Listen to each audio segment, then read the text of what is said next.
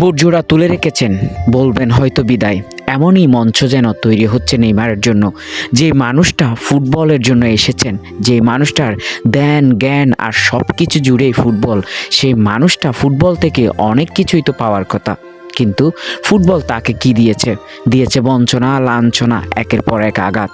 তার প্রত্যেকটা শিরায় উপশিরায় যেখানে ফুটবলের হৃদস্পন্দন শোনা যায়, সেই ফুটবল যেন তাকে আজ শুনছে না। বলছিলাম নেইমারের কথা। ইনজুরি যেন তার জীবনের অন্যতম সঙ্গী, যাকে তিনি আষ্টে পৃষ্ঠে জড়িয়ে নিয়েছেন সারা জীবনের জন্য।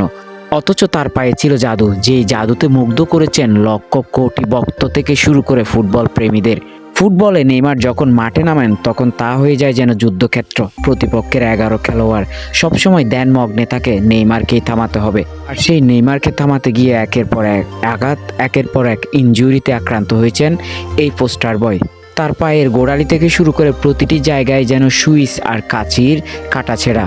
কত যে অস্ত্রোপচার চলেছে সেই পাতে, কত যে অস্ত্রোপচার চলেছে তার শরীরে শুধু ফুটবলের জন্য। তিনি তারপরেও বারবার হিরোর বেশে ফিরেছেন ফুটবল প্রেমীদের ভালোবাসায়, ফিরেছেন ফুটবলকে কিছু দেওয়ার জন্য। এবার যদি বিশ্বকাপে নেইমার চান্সই না পায়, তাহলে তো আর কিছুই দেওয়ার থাকে না। অনেক আশা করেছে ছেলেটা, ফুটবলের মতো বিশ্বকাপটা সেই উঁচিয়ে ধরবে। তা কি আর হবে? হয়তো হতেও পারে, হয়তো বা না। তাহলে বিদায় নেইমার, তাহলে বিদায়।